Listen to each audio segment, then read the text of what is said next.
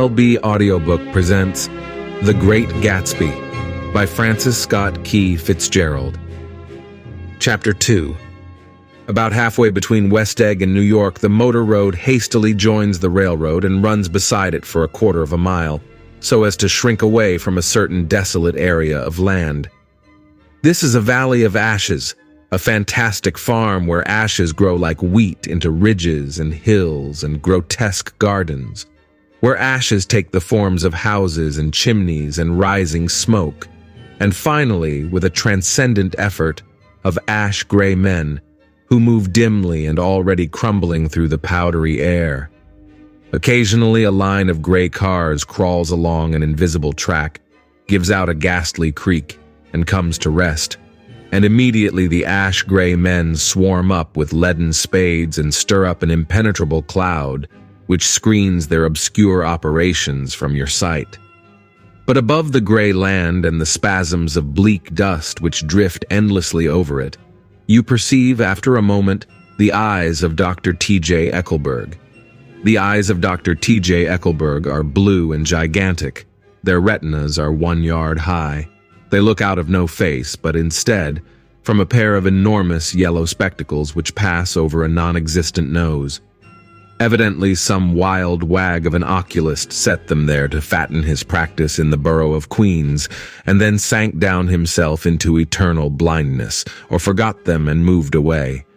But his eyes, dimmed a little by many paintless days, under sun and rain, brood on over the solemn dumping ground. The Valley of Ashes is bounded on one side by a small, foul river, and, when the drawbridge is up to let barges through, the passengers on waiting trains can stare at the dismal scene for as long as half an hour. There is always a halt there of at least a minute, and it was because of this that I first met Tom Buchanan's mistress. The fact that he had one was insisted upon wherever he was known. His acquaintances resented the fact that he turned up in popular cafes with her, and leaving her at a table, sauntered about, chatting with whomsoever he knew. Though I was curious to see her, I had no desire to meet her, but I did.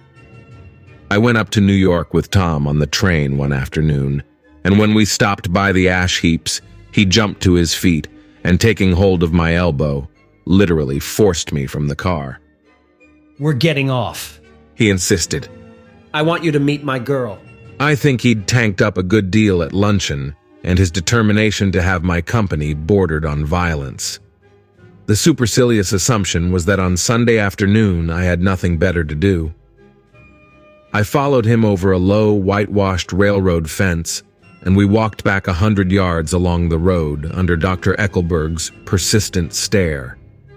The only building in sight was a small block of yellow bricks sitting on the edge of the wasteland, a sort of compact Main Street ministering to it, and contiguous to absolutely nothing. One of the 3 shops it contained was for rent, and another was an all-night restaurant, approached by a trail of ashes. The third was a garage. Repairs. George B. Wilson. Cars bought and sold. And I followed Tom inside. The interior was unprosperous and bare.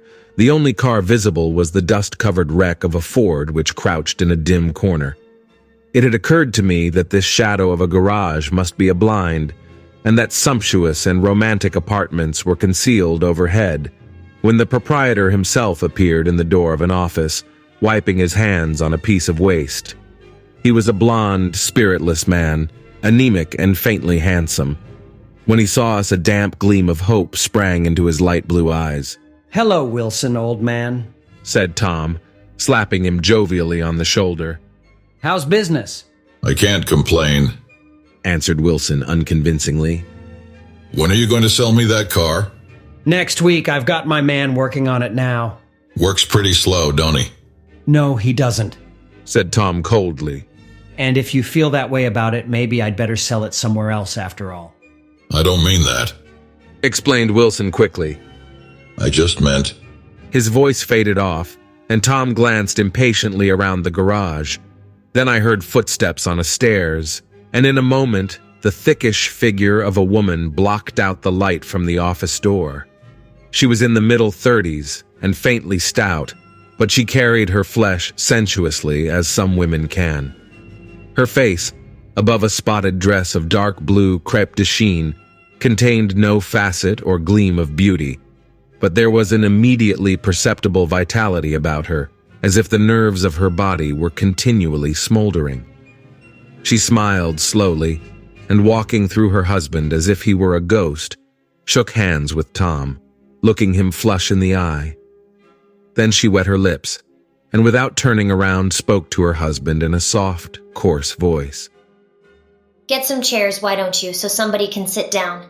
Oh, sure. Agreed Wilson hurriedly, and went toward the little office, mingling immediately with the cement color of the wall. A white ashen dust veiled his dark suit and his pale hair, as it veiled everything in the vicinity, except his wife, who moved close to Tom. I want to see you. Said Tom intently.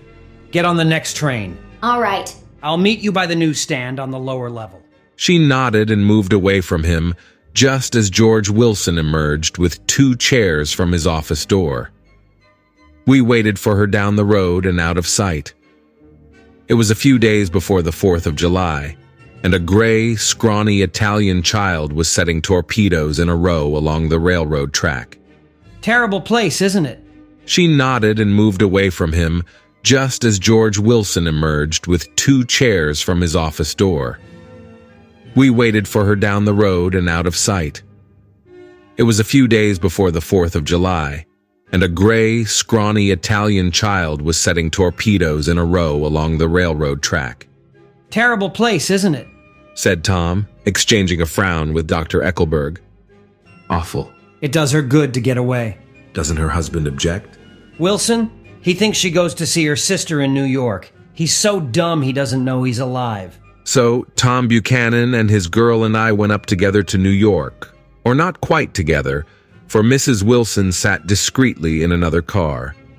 Tom deferred that much to the sensibilities of those East Eggers who might be on the train. She had changed her dress to a brown-figured muslin, which stretched tight over her rather wide hips, as Tom helped her to the platform in New York. At the newsstand, she bought a copy of Town Tattle and a moving picture magazine, and in the station drugstore, some cold cream and a small flask of perfume. Upstairs, in the solemn echoing drive, she let 4 taxicabs drive away before she selected a new one, lavender-colored with gray upholstery. And in this, we slid out from the mass of the station into the glowing sunshine. But immediately she turned sharply from the window and, leaning forward, tapped on the front glass. I want to get one of those dogs. She said earnestly. I want to get one for the apartment. They're nice to have, a dog. We backed up to a gray old man who bore an absurd resemblance to John D. Rockefeller. In a basket swung from his neck cowered a dozen very recent puppies of an indeterminate breed. What kind are they? Asked Mrs. Wilson eagerly as he came to the taxi window. All kinds. What kind do you want, lady? I'd like to get one of those police dogs. I don't suppose you got that kind? The man peered doubtfully into the basket, plunged in his hand and drew one up, wriggling by the back of the neck. That's no police dog, said Tom. No, it's not exactly a police dog, said the man with disappointment in his voice. It's more of an Airedale. He passed his hand over the brown wash rag of a back. Look at that coat. Some coat. That's a dog that'll never bother you with catching cold. I think it's cute. Said Mrs. Wilson enthusiastically. How much is it? That dog? He looked at it admiringly. That dog will cost you $10. The Airedale, undoubtedly there was an Airedale concerned in it somewhere, though its feet were startlingly white, changed hands and settled down into Mrs. Wilson's lap, where she fondled the weatherproof coat with rapture. Is it a boy or a girl? She asked delicately. That dog's a boy. It's a bitch, said Tom decisively. Here's your money. Go and buy 10 more dogs with it. We drove over to Fifth Avenue, warm and soft, almost pastoral, on the summer Sunday afternoon. I wouldn't have been surprised to see a great flock of white sheep turn the corner. Hold on, I said. I have to leave you here. No, you don't. interposed Tom quickly.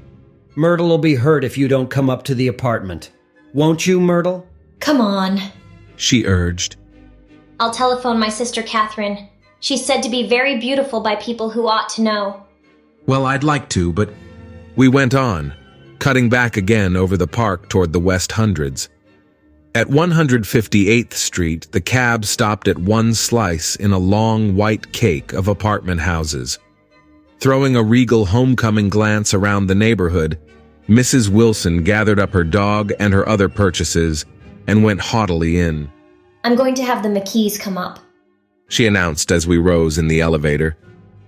And of course, I got to call up my sister, too. The apartment was on the top floor, a small living room, a small dining room, a small bedroom, and a bath.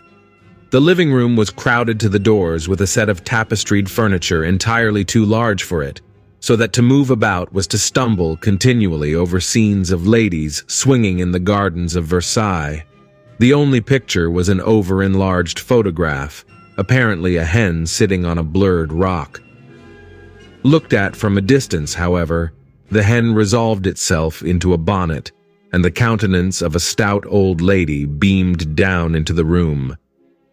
Several old copies of Town Tattle lay on the table together with a copy of Simon Called Peter and some of the small scandal magazines of Broadway. Mrs. Wilson was first concerned with the dog. A reluctant elevator boy went for a box full of straw and some milk, to which he added on his own initiative a tin of large, hard dog biscuits, one of which decomposed apathetically in the saucer of milk all afternoon. Meanwhile, Tom brought out a bottle of whiskey from a locked bureau door. I have been drunk just twice in my life, and the second time was that afternoon. So everything that happened has a dim, hazy cast over it, although until after 8 o'clock the apartment was full of cheerful sun. Sitting on Tom's lap, Mrs. Wilson called up several people on the telephone. Then there were no cigarettes, and I went out to buy some at the drugstore on the corner. When I came back, they had both disappeared, so I sat down discreetly in the living room and read a chapter of Simon Called Peter. Either it was terrible stuff, or the whiskey distorted things, because it didn't make any sense to me. Just as Tom and Myrtle, after the first drink, Mrs. Wilson and I called each other by our first names, reappeared, company commenced to arrive at the apartment door. The sister, Catherine, was a slender, worldly girl of about 30, with a solid, sticky bob of red hair and a complexion powdered milky white. Her eyebrows had been plucked and then drawn on again at a more rakish angle, but the efforts of nature toward the restoration of the old alignment gave a blurred air to her face. When she moved about, there was an incessant clicking as innumerable pottery bracelets jingled up and down upon her arms. She came in with such a proprietary haste and looked around so possessively at the furniture that I wondered if she lived here. But when I asked her, she laughed immoderately, repeated my question aloud, and told me she lived with a girlfriend at a hotel. Mr. McKee was a pale, feminine man from the flat below. He had just shaved, for there was a white spot of lather on his cheekbone, and he was most respectful in his greeting to everyone in the room. He informed me that he was in the artistic game, and I gathered later that he was a photographer and had made the dim enlargement of Mrs. Wilson's mother, which hovered like an ectoplasm on the wall. His wife was shrill, languid, handsome, and horrible. She told me with pride that her husband had photographed her 127 times since they had been married. Mrs. Wilson had changed her costume some time before, and was now attired in an elaborate afternoon dress of cream-colored chiffon, which gave out a continual rustle as she swept about the room. With the influence of the dress, her personality had also undergone a change. The intense vitality that had been so remarkable in the garage was converted into impressive hauteur. Her laughter, her gestures, her assertions became more violently affected moment by moment, and as she expanded, the room grew smaller around her, until she seemed to be revolving on a noisy, creaking pivot through the smoky air. My dear, She told her sister in a high, mincing shout, Most of these fellas will cheat you every time. All they think of is money. I had a woman up here last week to look at my feet, and when she gave me the bill, you'd have thought she had my appendicitis out. What was the name of the woman? Asked Mrs. McKee. Mrs. Eberhardt. She goes around looking at people's feet in their own homes. I like your dress. Remarked Mrs. McKee. I think it's adorable. Mrs. Wilson rejected the compliment by raising her eyebrow in disdain. It's just a crazy old thing.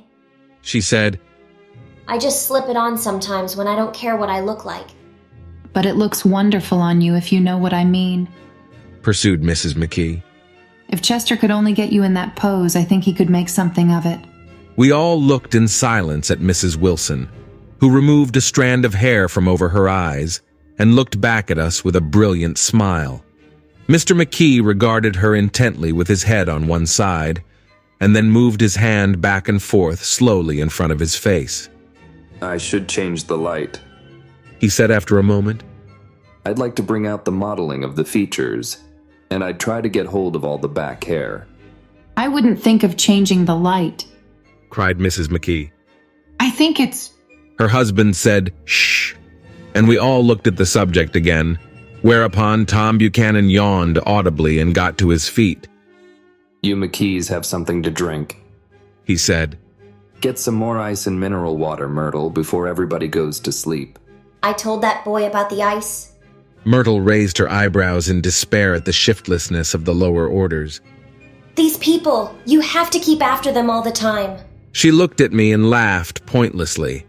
Then she flounced over to the dog, kissed it with ecstasy, and swept into the kitchen, implying that a dozen chefs awaited her orders there. I've done some nice things out on Long Island, asserted Mr. McKee. Tom looked at him blankly. 2 of them we have framed downstairs.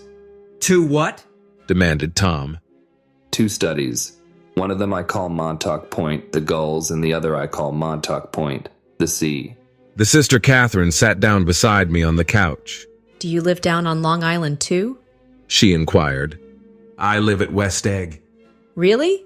I was down there at a party about a month ago, at a man named Gatsby's. Do you know him? I live next door to him. Well, they say he's a nephew, or a cousin of Kaiser Wilhelm's. That's where all his money comes from. Really? She nodded. I'm scared of him. I'd hate to have him get anything on me. This absorbing information about my neighbor was interrupted by Mrs. McKee's pointing suddenly at Catherine. Chester, I think you could do something with her. She broke out, but Mr. McKee only nodded in a bored way and turned his attention to Tom. I'd like to do more work on Long Island if I could get the entry. All I ask is that they should give me a start. Ask Myrtle, said Tom, breaking into a short shout of laughter as Mrs. Wilson entered with a tray. She'll give you a letter of introduction, won't you, Myrtle? Do what? She asked, startled. You'll give McKee a letter of introduction to your husband so he can do some studies of him. His lips moved silently for a moment as he invented, George B. Wilson at the gasoline pump, or something like that. Catherine leaned close to me and whispered in my ear. Neither of them can stand the person they're married to. Can't they? Can't stand them. She looked at Myrtle and then at Tom. What I say is, why go on living with them if they can't stand them? If I was them, I'd get a divorce and get married to each other right away. Doesn't she like Wilson either? The answer to this was unexpected. It came from Myrtle, who had overheard the question, and it was violent and obscene. You see? Cried Catherine triumphantly. She lowered her voice again. It's really his wife that's keeping them apart. She's a Catholic, and they don't believe in divorce. Daisy was not a Catholic, and I was a little shocked at the elaborateness of the lie. When they do get married, continued Catherine, they're going west to live for a while until it blows over. It'd be more discreet to go to Europe. Oh, do you like Europe? She exclaimed surprisingly. I just got back from Monte Carlo. Really? Just last year. I went over there with another girl. Stay long? No, we just went to Monte Carlo and back. We went by way of Marseille. We had over $1,200 when we started, but we got gyped out of it all in 2 days in the private rooms. We had an awful time getting back, I can tell you. God, how I hated that town. The late afternoon sky bloomed in the window for a moment, like the blue honey of the Mediterranean. Then the shrill voice of Mrs. McKee called me back into the room. I almost made a mistake, too. She declared vigorously. I almost married a little kike who'd been after me for years. I knew he was below me. Everybody kept saying to me, Lucille, that man's way below you. But if I hadn't met Chester, he'd have got me sure. Yes, but listen. Said Myrtle Wilson, nodding her head up and down. At least you didn't marry him. I know I didn't. Well, I married him. Said Myrtle ambiguously. And that's the difference between your case and mine. Why did you, Myrtle? Demanded Catherine. Nobody forced you to. Myrtle considered. I married him because I thought he was a gentleman. She said finally. I thought he knew something about breeding, but he wasn't fit to lick my shoe. You were crazy about him for a while. Said Catherine. Crazy about him. Cried Myrtle incredulously. Who said I was crazy about him? She pointed suddenly at me, and everyone looked at me accusingly. I tried to show by my expression that I expected no affection. The only crazy I was when I married him. I knew right away I made a mistake. He borrowed somebody's best suit to get married in, and never even told me about it. And the man came after it one day when he was out. Oh, is that your suit? I said. This is the first I ever heard about it. But I gave it to him, and then I lay down and cried to beat the band all afternoon. She really ought to get away from him. Resumed Catherine to me. They've been living over that garage for 11 years, and Tom's the first sweetie she ever had. The bottle of whiskey, a second one, was now in constant demand by all present, excepting Catherine, who felt just as good on nothing at all. Tom rang for the janitor and sent him for some celebrated sandwiches, which were a complete supper in themselves. I wanted to get out and walk eastward toward the park through the soft twilight, but each time I tried to go, I became entangled in some wild, strident argument which pulled me back, as if with ropes, into my chair. Yet high over the city, our line of yellow windows must have contributed their share of human secrecy to the casual watcher in the darkening streets. And I saw him too, looking up and wondering. I was within and without, simultaneously enchanted and repelled by the inexhaustible variety of life. Myrtle pulled her chair close to mine, and suddenly her warm breath poured over me the story of her first meeting with Tom. It was on the two little seats facing each other that are always the last ones left on the train. I was going up to New York to see my sister and spend the night. He had on a dress suit and patent leather shoes, and I couldn't keep my eyes off him, but every time he looked at me, I had to pretend to be looking at the advertisement over his head. When we came into the station, he was next to me, and his white shirt front pressed against my arm, and so I told him I'd have to call a policeman, but he knew I lied. I was so excited that when I got into a taxi with him, I didn't hardly know I wasn't getting into a subway train. All I kept thinking about, over and over, was you can't live forever. You can't live forever. She turned to Mrs. McKee, and the room rang full of her artificial laughter. My dear, She cried. I'm going to give you this dress as soon as I'm through with it. I've got to get another one tomorrow. I'm going to make a list of all the things I've got to get. A massage and a wave, and a collar for the dog, and one of those cute little ashtrays where you touch a spring, and a wreath with a black silk bow for Mother's grave that'll last all summer. I got to write down a list so I won't forget all the things I got to do. It was 9 o'clock. Almost immediately afterward, I looked at my watch and found it was 10. Mr. McKee was asleep on a chair with his fists clenched in his lap, like a photograph of a man of action. Taking out my handkerchief, I wiped from his cheek the spot of dried lather that had worried me all the afternoon. The little dog was sitting on the table looking with blind eyes through the smoke, and from time to time groaning faintly. People disappeared, reappeared, made plans to go somewhere, and then lost each other, searched for each other, found each other a few feet away. Sometime toward midnight, Tom Buchanan and Mrs. Wilson stood face to face discussing, in impassioned voices, whether Mrs. Wilson had any right to mention Daisy's name. Daisy, Daisy, Daisy! Shouted Mrs. Wilson. I'll say it whenever I want to. Daisy, die. Making a short, deft movement, Tom Buchanan broke her nose with his open hand. Then there were bloody towels upon the bathroom floor, and women's voices scolding, and high over the confusion, a long, broken wail of pain. Mr. McKee awoke from his doze and started in a daze toward the door. When he had gone halfway, he turned around and stared at the scene. His wife and Catherine scolding and consoling as they stumbled here and there among the crowded furniture with articles of aid, and the despairing figure on the couch, bleeding fluently and trying to spread a copy of Town Tattle over the tapestry scenes of Versailles. Then Mr. McKee turned and continued on out the door. Taking my hat from the chandelier, I followed. Come to lunch someday. Where? Anywhere. Keep your hands off the lever, Snapped the elevator boy. I beg your pardon. Said Mr. McKee with dignity. I didn't know I was touching it. All right, I agreed. I'll be glad to. I was standing beside his bed, and he was sitting up between the sheets, clad in his underwear with a great portfolio in his hands. Beauty and the Beast, Loneliness, Old Grocery Horse, Brook and Bridge. Then I was lying half asleep in the cold lower level of the Pennsylvania station, staring at the Morning Tribune and waiting for the 4 o'clock train.